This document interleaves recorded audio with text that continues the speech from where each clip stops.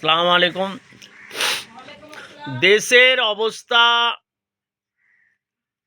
পরিস্থিতি, সব কিছুই যাকে আমরা অ্যাডমিনিস্ট্রেশন বলি, সুব্যবস্থা, তাই এগুলো করার জন্য একটা প্ল্যানিং দরকার।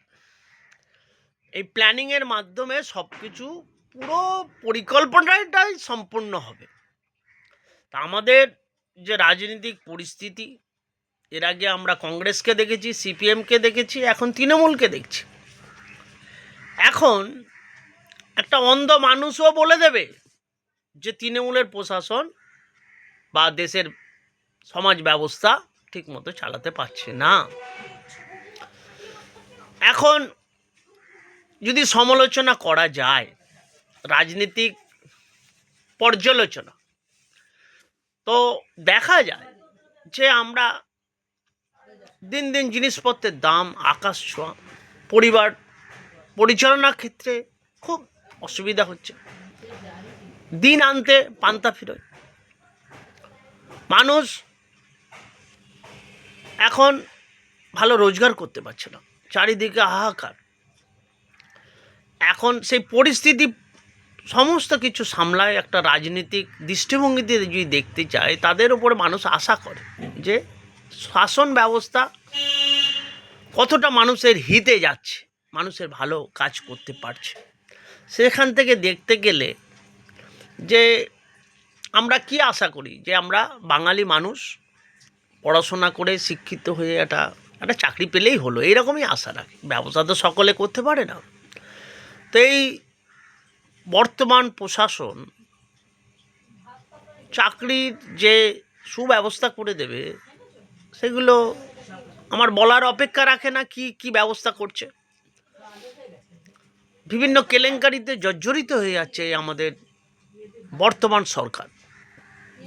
ঠিকমতো স্বাস্থ্য বলুন, শিক্ষা বলুন, এই বাকি ছিল খেলার মাঠ, সেটাও হয়ে গেল। এক একটা মানুষ তার ধরুন 30,000 টাকা মাইনা, সে 15,000 টাকাই ব্যয় করে দিল খেলার মাঠে। যে উদ্দেশ্যে ব্যয়, সেটা তো তার পূরণ হলো না। তাই জন্য মানুষের একটা ক্ষোভ রয়েই গেল, গালাগালি দিচ্ছে কে তাকে, যে আমরা কি শুভশ্রীকে দেখতে এসেছি, আমরা কি অরূপ বিশ্বাসকে দেখতে এসেছি। কেন তারা দেখতে পায়নি বলে তাদের এই ক্ষোভটার বহিঃপ্রকাশ অনেক কিছুভাবেই হয়েছে। তারা একটা একটা পুরো স্টেডিয়ামটাকে ভাঙচুর করে দিয়েছে। অন্যায় করেছে এটা, কিন্তু সেই মুহূর্তে তাদের আবেগ, তাদের যে একটা রাগ, সেই রাগটা তারা কিন্তু ধরে রাখতে পারেনি। সেই রাগের বহিঃপ্রকাশ হচ্ছে এইসব ভাঙাচোরা।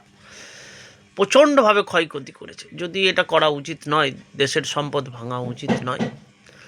তো সরকার যেভাবে চলছে, বা মানুষ যেভাবে সরকারকে ভোট দিয়ে আনছে বারবার বারবার, এখন ভাবার সময় হয়েছে পরিবর্তন। এই পরিবর্তন যতদিন না হবে, ততদিন কিন্তু আচ্ছা দিন আয়েগা নেই। আচ্ছা দিন আসতে গেলে আপনাকে পরিবর্তন আনতে হবে, সংগ্রাম করতে হবে, লড়াই করতে হবে, বিভিন্নভাবে ধর্মনিরপেক্ষ সংগঠন তৈরি করতে হবে। একটা জিনিস পরিষ্কার, মমতা ব্যানার্জি যখন এই সরকারে আসার আগে ইজ এ গুড ফাইটার, মানে দারুণ লড়াই করেছে। এই লড়াইয়ের সীমা নেই, মমতা ব্যানার্জিকে সেলুট জানায়। কিন্তু লড়াইয়ের পরে একটা সততার প্রতীক নিয়ে যেভাবে এই সমাজ ব্যবস্থা করার ডাক দিয়ে এসেছিল, প্রতিটা মানুষ বিশ্বাস করেছিল যে না, এই মহিলা কুছ করকে দিখায়েগা। কিন্তু সেটা হলো না। এখন দিন দিন আর কন্ট্রোলের বাইরে চলে যাচ্ছে।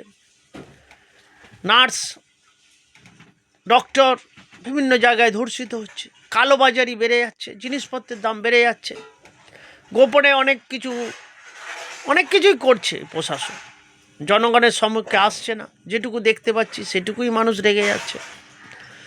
তেমন একটা সরকার আনুক, ধর্মনিরপেক্ষ সরকার, যদি হিন্দু, মুসলিম, খ্রিস্টান, জৈন সমস্তভাবে সবারই বাঁচার অধিকার আছে।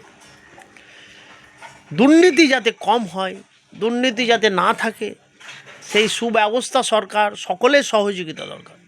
একটা সরকার পরিবর্তন করতে যে সহজ ব্যাপার নয়, সকলের আন্দোলন, সকলের ভাবাবেগের পরিবর্তন আনতে হবে, তবেই সরকার পরিবর্তন হবে। যাক, সমাজের যেটা ভালো হয়, সমস্ত মানুষকে সচেতন হতে হবে এবং আন্দোলন গড়ে উঠতে হবে।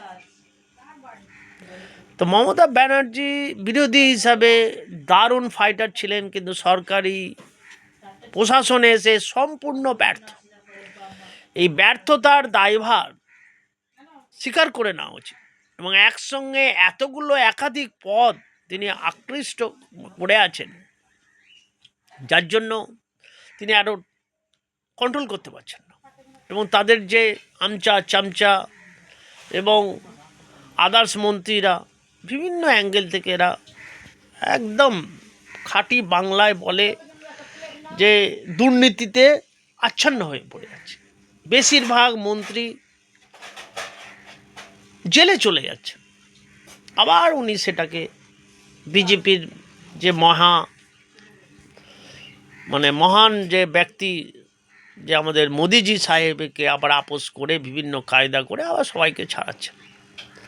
তো জনগণ এখন ভাবুন, সামনে 26-এ ভোট, কাকে নিয়ে আসবেন, আপনাদের মত কিভাবে প্রদর্শিত হবে, সেগুলো ভাবনা চিন্তা করুন। খোদা হাফেজ।